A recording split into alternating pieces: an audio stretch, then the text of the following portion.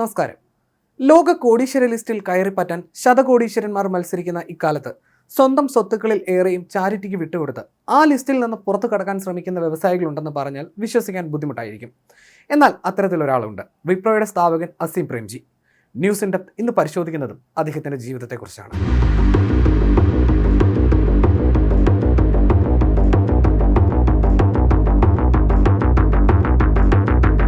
വെറും ഒരു എണ്ണ കമ്പനിയായി തൻ്റെ പിതാവ് തുടങ്ങിയ ഒരു സ്ഥാപനത്തെ സോപ്പ് മുതൽ സോഫ്റ്റ്വെയർ വരെയുള്ള ശതകോടികളുടെ സാമ്രാജ്യമാക്കി മാറ്റിയ അസീം പ്രേംജി ഇന്ത്യൻ ബിസിനസ് ലോകത്തെ ഒരു അത്ഭുത മനുഷ്യനാണ്. ഇന്ന് 2.5 ലക്ഷത്തോളം പേർ ജോലി ചെയ്യുന്ന വിപ്രോ എന്ന IT കമ്പനിയുടെ തുടക്കം നെയ് കച്ചവടത്തിൽ നിന്നാണെന്ന് പറഞ്ഞാൽ വിശ്വസിക്കാൻ അല്പം ബുദ്ധിമുട്ടുണ്ടാകും. നെയ്യും സസ്യ എണ്ണകളും വിൽപ്പന നടത്തിയിരുന്ന കുടുംബ ബിസിനസ്സിനെ ചിന്തിക്കാവുന്നതിനപ്പുറത്തേക്ക് വളർച്ചയിലെത്തിച്ചയാളാണ് അസീം പ്രേംജി. 21-ാം വയസ്സിൽ കമ്പനി തലപ്പത്തേക്ക് എത്തിയ അദ്ദേഹം ചെറിയ ബിസിനസ്സുകളിൽ ഒതുങ്ങി നിന്ന കമ്പനിയെ വിവിധ മേഖലയിലേക്ക് പായിച്ചു. ഇന്ത്യയിലെ മുൻനിര ടോയ്ലറ്റ് സോപ്പ് ബ്രാൻഡുകളിലൊന്നായ സന്തൂർ, ആയുർവേദ സോപ്പ് ആയ ചന്ദ്രിക എന്നിവ വിപ്രോയിൽ നിന്ന് പുറത്തിറങ്ങുന്നവയാണ്. Yardley, Hygienix, Glucovita, safe wash, soft touch, Jiffy, Maxklean, Wipro Garnet, Aramusk എന്നീ ബ്രാൻഡുകൾ വിപ്രോയിൽ നിന്നുള്ളവയാണ്. 2024 കണക്കനുസരിച്ച് അസീം പ്രേംജിയുടെ ആസ്തി ഏകദേശം $28 ബില്യൺ ആണെന്ന് കണക്കാക്കപ്പെടുന്നു. ഇന്ന് ഇന്ത്യയിൽ ഏറ്റവും അധികം പണം സാമൂഹ്യ സേവനങ്ങൾക്കായി ചെലവഴിക്കുന്ന കോടീശ്വരനാണ് അസീം പ്രേംജി. തൻ്റെ വരുമാനത്തിൻ്റെ 39% അദ്ദേഹം കഷ്ടപ്പെടുന്നവർക്കായി മാറ്റിവെച്ചിട്ടുണ്ട്. അസാധാരണം തന്നെയാണ് അസീം പ്രേംജിയുടെ ജീവിതകഥ.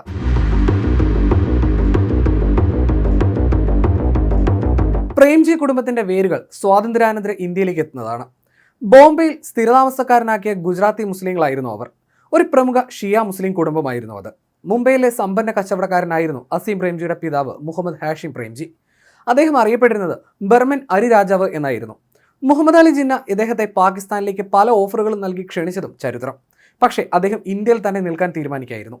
ജന്മനാടിനോടുള്ള കൂറും ബിസിനസ്സിലെ സത്യസന്ധതയുമെല്ലാം താൻ പിതാവിൽ നിന്നാണ് പഠിച്ചതെന്ന് അസീം പ്രേംജി പിന്നീട് അനുസ്മരിച്ചു. എൻ്റെ പിതാവിൽ നിന്ന് ഞാൻ പഠിച്ച വലിയ പാഠം എല്ലാ കാര്യങ്ങളിലും ആർജവത്വവും സുതാര്യതയും പുലർത്തുക എന്നതാണ്.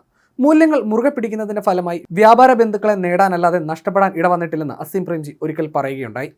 പരമ്പരാഗതമായി ധാന്യ കച്ചവടക്കാരായിരുന്ന കുടുംബത്തിൽ നിന്ന് മുഹമ്മദ് ഹുസൈൻ ഹാഷിം പ്രേംജിയാണ് വിപ്രോയുടെ ആദ്യ രൂപം western India vegetable product limited ആരംഭിക്കുന്നത്. ബിസിനസ് വ്യാപിപ്പിക്കുന്നതിൻ്റെ ഭാഗമായി 1945 ഡിസംബർ 29 കമ്പനി തുടങ്ങുന്നത്. മഹാരാഷ്ട്രയിലെ അമൽനറിൽ വിലയ്ക്ക് വാങ്ങിയ ഓയിൽ മില്ലുമായിട്ടാണ് Hussain Premji Western India vegetable product ആരംഭിക്കുന്നത്. മുഹമ്മദ് ഹുസൈൻ്റെ ഭാര്യ ഡോക്ടർ ഗുൽബാനു പ്രേംജിയായിരുന്നു ആദ്യ ചെയർപേഴ്സൺ. വനസ്പതി നെയ്യും സൺഫ്ലവർ ഓയിലുകൾ എന്നിവയും അതിൻ്റെ ഉപയുൽപ്പന്നമായി സോപ്പ് നിർമ്മിച്ചിരുന്നു. 786 എന്നായിരുന്നു പേര്. എന്നാൽ അലക്ക് സോപ്പ് ആയതിനാൽ ഈ പുണ്യ അറബിക് നമ്പറിന് പകരം 787 എന്നാക്കി മാറ്റിയതും ചരിത്രം. അസീം ഹാഷി പ്രേംജി 1945 ജൂലൈ 24 ജനിച്ചത്. ചെറുപ്പത്തിലെ നന്നായി പഠിക്കുമായിരുന്നു അവൻ. പിതാവും കുടുംബവും വിദ്യാഭ്യാസത്തിന് വലിയ പ്രാധാന്യം കൊടുത്തിരുന്നു. അങ്ങനെയാണ് അദ്ദേഹം അമേരിക്കയിൽ ഉപരിപഠനത്തിനായി എത്തുന്നത്. ഒട്ടും പ്രതീക്ഷിക്കാതെ വളരെ ചെറുപ്പത്തിൽ തന്നെ ഒരു വലിയ ബിസിനസ്സിന് ഭാരം ചുമക്കേണ്ടി വന്ന വ്യക്തിയാണ് അസീം പ്രേംജി. അമേരിക്കയിലെ സ്റ്റാൻഫോർഡ് യൂണിവേഴ്സിറ്റിയിൽ ഇലക്ട്രിക് എഞ്ചിനീയറിംഗ് പഠിച്ചുകൊണ്ടിരിക്കുമ്പോഴാണ് പിതാവ് മരിച്ചത്. 1966 സംഭവം. അന്ന് അസീം പ്രേംജിക്ക് വെറും 21 വയസ്സ് മാത്രം പ്രായം. അങ്ങനെ നാട്ടിലേക്ക് തിരിച്ചു വന്ന് വെസ്റ്റേൺ ഇന്ത്യ വെജിറ്റബിൾസ് പ്രോഡക്റ്റ് ലിമിറ്റഡിൻ്റെ ചുമതല ഏറ്റെടുത്തു. ഒരു 21-കാരനെ ചെയർമാനാക്കി ഇരുത്തുന്നതിൽ ഓഹരി ഉടമകൾക്ക് ഒട്ടും താല്പര്യമില്ലായിരുന്നെങ്കിലും 90%-ലധികം ഓഹരി അസീം പ്രേംജിക്കായതിനാൽ ആരും മറുത്തൊന്നും പറഞ്ഞില്ല. പക്ഷേ കമ്പനിയെ ഈ ബിസിനസ് പരിചയമില്ലാത്ത പയ്യൻ നശിപ്പിക്കുമെന്ന് വിചാരിച്ചവർക്ക് അദ്ദേഹം തന്നെ തൻ്റെ വിജയത്തിലൂടെ മറുപടി നൽകി. അന്ന് ഓയിലായിരുന്നു കമ്പനിയുടെ പ്രധാന ബിസിനസ്. ഇതുമൂലം അധികകാലമൊന്നും പിടിച്ചു നിൽക്കാൻ കഴിയില്ല എന്ന് അസീം പ്രേംജി തിരിച്ചറിഞ്ഞു. വ്യത്യസ്ത ഉൽപ്പന്നങ്ങൾ ഇറക്കി അദ്ദേഹം കമ്പനിയെ വൈവിധ്യവൽക്കരിച്ചു. വ്യാവസായിക ആവശ്യത്തിനുള്ള സിലിണ്ടറുകൾ, എത്നിക് പ്രോഡക്റ്റുകൾ, ബേബി പ്രോഡക്റ്റുകൾ, കോസ്മെറ്റിക്സ്, ഇലക്ട്രിക് ഐറ്റംസ് അങ്ങനെ പലതും ഇറക്കി. അസീം പ്രേംജിയുടെ പ്രവർത്തനങ്ങളോടെ എണ്ണമറ്റ മേഖലകളിലേക്ക് western India vegetable product limited നീങ്ങി. ഉപഭോക്തൃ അധിഷ്ഠിത ഉൽപ്പന്നങ്ങളിലേക്ക് കമ്പനി നിർമ്മാണം തുടങ്ങി. ടോയ്ലറ്ററികൾ, സോപ്പുകൾ, ലൈറ്റിംഗ് ഉൽപ്പന്നങ്ങൾ, വ്യാവസായിക ഹൈഡ്രോളിക് സിലിണ്ടറുകൾ എന്നിവ നിർമ്മിക്കുന്ന കമ്പനിയായി ഇത് മാറി.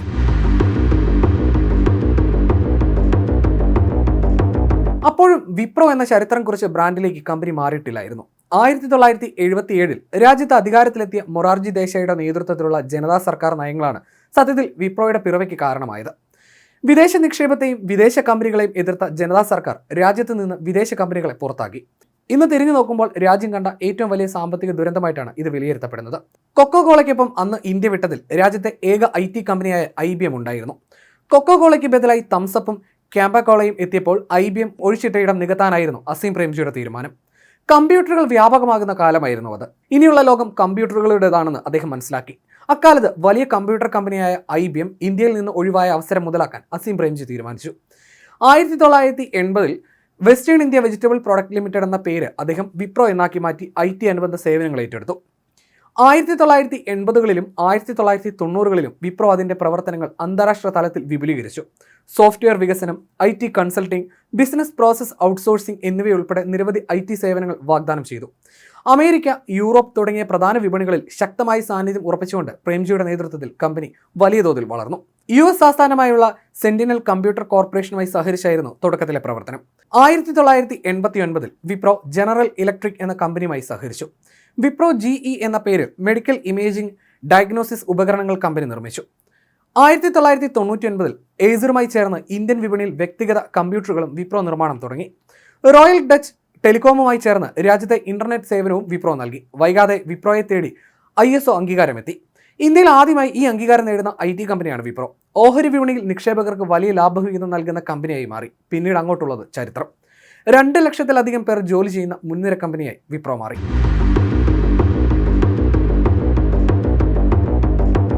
എക്കാലത്തും എളിമയുടെ പ്രതീകമായിരുന്നു അസീം പ്രേംജി. ഒരിക്കലും വിമാനത്തിൽ ബിസിനസ് ക്ലാസ്സിൽ യാത്ര ചെയ്യാറില്ല. എക്കണോമിക് ടിക്കറ്റ് മാത്രം ഉപയോഗിക്കുന്നു.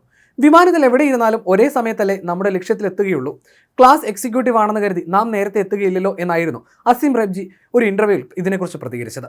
5 സ്റ്റാർ ഹോട്ടലിൽ പൊതുവെ അദ്ദേഹം താമസിക്കാറില്ല. കമ്പനി ഗസ്റ്റ് ഹൗസുകളുള്ള സ്ഥലങ്ങളിൽ അവിടെ മാത്രം രാത്രിവാസം. വിപ്രോ കമ്പനി സ്ഥിതി ചെയ്യുന്ന സ്ഥലങ്ങളിലെല്ലാം അവർക്ക് ചെറിയ എംപ്ലോയി കോട്ടേജുകളുണ്ട്, അല്ലെങ്കിൽ ഓഫീസിനുള്ളിൽ തന്നെ റെസ്റ്റ് റൂമുകളും. പ്രേംജി ഇത് മാത്രമാണ് ഉപയോഗിക്കാറുള്ളത്. ടോയ്ലറ്റ് സൗകര്യമുള്ള ഒരു ചെറിയ മുറിയും ഇന്റർനെറ്റ് കണക്ഷൻ ഉണ്ടെങ്കിൽ അത് തന്നെ എനിക്ക് ധാരാളം മതി എന്നായിരുന്നു ഇതിനെക്കുറിച്ച് അദ്ദേഹം പത്രക്കാരോട് ഒരിക്കൽ പറഞ്ഞത്. ഇന്ത്യയിലെ കോടീശ്വരന്മാരും സിനിമാക്കാരുമെല്ലാം വിവാഹ മാമാങ്കങ്ങൾ നടത്തുമ്പോൾ പ്രേംജി അതിലും വ്യത്യസ്തനായി. ആർഭാടരഹിതമായി മക്കളുടെ കല്യാണം നടത്തി. മകൻ റിഷാദിന്റെ കല്യാണ കഥയിൽ ഇങ്ങനെ എഴുതി: ഉപഹാരങ്ങൾ പണമായി മാത്രം സ്വീകരിക്കും. കല്യാണത്തിന് അതിഥികളിൽ നിന്നും ലഭിച്ച സമ്മാന തുകകളും കുറച്ച് സ്വന്തം പണവും കൂടി ചേർത്ത് 400 കോടി രൂപയാണ് സ്കൂളുകൾ നിർമ്മിക്കുന്നതിന് വേണ്ടി അന്ന് അദ്ദേഹം സംഭാവന നൽകിയത്. പണം ധാരാളമുള്ളത് കൊണ്ട് ഹോട്ടൽ ബില്ല് നോക്കാതെ പണം നൽകുന്ന ശീലവും അദ്ദേഹത്തിനില്ല. ബില്ല് കിട്ടിയാൽ വിപ്രോയിലെ സാധാ ജീവനക്കാർ ചെയ്യാത്ത കാര്യം പോലും അദ്ദേഹം ചെയ്യും. ഓരോന്നും കണക്ക് കൂട്ടി ശരിയാണോ എന്ന് നോക്കും. ഇവിടെ വില കൂടുതലാണെന്ന് പറയാനും അധികം താമസം ഉണ്ടാകില്ല. TV ക്യാമറകൾക്ക് മുന്നിൽ അപൂർവമായി പ്രത്യക്ഷപ്പെടാറുള്ളൂ. 10 രൂപയുടെ സാമൂഹ്യ സേവനം നടത്തിയാൽ 100 രൂപയുടെ വാചകം അടിക്കുന്ന പ്രാഞ്ചിയേട്ടൻ ബിസിനസ്സുകാരുടെ കൂട്ടത്തിൽ അദ്ദേഹത്തെ പെടുത്താൻ കഴിയില്ല. അഴിമതിക്കെതിരെ ശക്തമായി പ്രതികരിക്കുന്ന വ്യക്തിയാണ് അദ്ദേഹം. ഒരിക്കൽ മുംബൈയിലെ റോഡിലെ ഫ്ലൈ ഓവറിന്റെ പണി അനന്തമായി വൈകുകയും യാത്രയിൽ വൻ ബ്ലോക്ക് അനുഭവപ്പെടുകയും ചെയ്ത സമയത്ത് പാലപ്പണി തീരാതെ നികുതി കൊടുക്കുകയില്ല എന്ന് ഗവൺമെന്റിന് താക്കീത് നൽകിയത് ഒരു ചരിത്രം. മറ്റൊരിക്കൽ ഒരു ജീവനക്കാരൻ തീവണ്ടിയിൽ 2nd ക്ലാസ്സിൽ യാത്ര ചെയ്ത ശേഷം 1st ക്ലാസിന്റെ ബിൽ നൽകി. ഇതേപ്പറ്റി പ്രേംജി അറിഞ്ഞപ്പോൾ അയാളെ തൽക്ഷണം ജോലിയിൽ നിന്ന് പിരിച്ചുവിട്ടു. എന്നാൽ അയാൾ തൊഴിലാളി യൂണിയൻ നേതാവായിരുന്നതിനാൽ മുംബൈ ഓഫീസിലെ ജോലിക്കാരെ സംഘടിപ്പിച്ച സമരവും മറ്റ് സന്നാഹങ്ങളും ഉണ്ടാക്കി. അത് 2.5 മാസത്തോളം നീണ്ടുനിന്നു. അദ്ദേഹം ഒട്ടും വഴങ്ങിയില്ല. സമരം തനിയെ കെട്ടടങ്ങി. അഴിമതി ആര് കാണിച്ചാലും ഒട്ടും ദാക്ഷിണ്യമില്ല എന്നാണ് അദ്ദേഹം ഇതേക്കുറിച്ച് പിന്നീട് പറഞ്ഞത്. ജീവനക്കാർക്ക് എന്ത് അബദ്ധം ചെയ്താലും പൊറുക്കുന്ന അദ്ദേഹം അഴിമതി കാര്യത്തിൽ വിട്ടുവീഴ്ച ചെയ്യാറില്ല.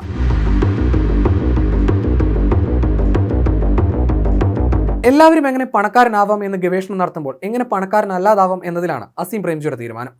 1999 മുതൽ 2005 വരെ ഫോർബ്സ് മാഗസിന്റെ കണക്കനുസരിച്ച് ഇന്ത്യയിലെ ഏറ്റവും വലിയ പണക്കാരനായിരുന്നു അസീം പ്രേംജി. പിന്നീട് അംബാനിക്ക് തൊട്ടു പിന്നിൽ 2ാം സ്ഥാനമായി. പക്ഷേ തുടർന്ന് അങ്ങോട്ട് തന്റെ കോടിക്കണക്കിന് വരുന്ന സ്വത്തുകൾ അദ്ദേഹം സാമൂഹ്യ സേവനത്തിനാണ് വിനിയോഗിച്ചത്. 2019 തന്റെ സമ്പത്തിന്റെ വലിയൊരു വിഹിതം അദ്ദേഹം സോഷ്യൽ വർക്കിനായി സംഭാവന നൽകി. അങ്ങനെ ഇന്ത്യൻ കോടീശ്വര പട്ടികയിൽ നിന്ന് 2ാം സ്ഥാനത്ത് നിന്ന് 17ാം സ്ഥാനത്തെത്തി. അത്രയധികം കോടികളാണ് അന്ന് അദ്ദേഹം സംഭാവന നൽകിയത്. പക്ഷേ ഇന്ത്യയിൽ നിന്നും സാമൂഹ്യ സേവനത്തിന് ഏറ്റവും കൂടുതൽ സംഭാവന നൽകുന്ന മനുഷ്യൻ എന്ന നിലയിൽ ജനമനസ്സുകളിൽ അദ്ദേഹത്തിന് സ്ഥാനക്കയറ്റം തന്നെയാണ് ലഭിച്ചത്. 2010 വാറൻ ബഫറ്റും ബിൽ ഗേറ്റ്സും തങ്ങളുടെ സമ്പത്തിന്റെ ഗണ്യമായ ഒരു ഭാഗം ജീവകാരുണ്യ പ്രവർത്തനങ്ങൾക്കായി സംഭാവന ചെയ്യാൻ കോടീശ്വരന്മാരെ പ്രോത്സാഹിപ്പിക്കുന്ന ദ ഗിവിംഗ് പ്ലെഡ്ജിൽ ഒപ്പുവെച്ചുകൊണ്ട് വലിയൊരു സാമൂഹ്യ മാറ്റത്തിന് തുടക്കമിട്ടു. അതിലെ ആദ്യ ഇന്ത്യക്കാരനായിരുന്നു പ്രേംജി. 2010 ഇന്ത്യയിലെ സ്കൂൾ എഡ്യൂക്കേഷൻ പുരോഗതിക്കായി $2 ബില്യൺ അദ്ദേഹം സംഭാവന ചെയ്തത്. തന്റെ കൈവശമുണ്ടായിരുന്ന വിപ്രോ കമ്പനിയുടെ 213 മില്യൺ ഷെയറുകൾ ഇതിനുവേണ്ടി അദ്ദേഹം സംഭാവന ചെയ്തു. ഇത്തരമൊരു പ്രവൃത്തി ഇന്ത്യയിൽ തന്നെ ആദ്യത്തേതായിരുന്നു. 2013 തന്റെ വ്യക്തിപരമായ സമ്പാദ്യത്തിന്റെ 25% അദ്ദേഹം ചാരിറ്റിക്ക് വേണ്ടി വിട്ടുകൊടുത്തിരുന്നു. 2019 തന്റെ കൈവശമുള്ള വിപ്രോ ഷെയറുകളിൽ 34% കൂടി അദ്ദേഹം സംഭാവന കൊടുത്തു. 2021 സാമ്പത്തിക വർഷത്തെ കണക്കനുസരിച്ച് പ്രതിദിനം 27 കോടി രൂപയാണ് ഇദ്ദേഹം സംഭാവനയായി ചെലവഴിച്ചത്. അതായത് ഒരു വർഷം 9,713 കോടി രൂപ. ഇതിന് പുറമെയാണ് അടിയന്തര ഘട്ടങ്ങളിൽ നൽകുന്ന സഹായം. കോവിഡ് പ്രതിരോധത്തിന് മാത്രം നൽകിയത് 132 മില്യൺ ആണ്. ലോകത്തിൽ തന്നെ കോവിഡ് വിരുദ്ധ പ്രയത്നത്തിന് ഏറ്റവും കൂടുതൽ തുക ചെലവഴിച്ച സ്വകാര്യ സ്ഥാപനങ്ങളിൽ 3-ാം സ്ഥാനത്താണ് പ്രേംജിയുടേത്. 2001 അസീം പ്രേംജി രൂപം കൊടുത്ത സംഘടനയായ അസീം പ്രേംജി ഫൗണ്ടേഷൻ വഴിയാണ് അദ്ദേഹത്തിന്റെ സാമൂഹ്യ സേവനങ്ങൾ ഏറെ നടത്തുന്നത്. പാവപ്പെട്ട കുട്ടികൾക്ക് വിദ്യാഭ്യാസവും മറ്റ് സൗകര്യങ്ങളും ഒരുക്കാൻ ഈ സംഘടന മുൻകൈയെടുക്കുന്നു. ബംഗളൂരുവിലെ സർജാപൂർ റോഡിൽ 90 ഏക്കറിൽ വ്യാപിച്ചു കിടക്കുന്ന അസീം പ്രേംജി യൂണിവേഴ്സിറ്റിയിൽ വ്യത്യസ്തങ്ങളായ ബിരുദാനന്തര കോഴ്സുകളും റിസർച്ചിന് വേണ്ടി വിശാലമായ സൗകര്യങ്ങളുമുണ്ട്.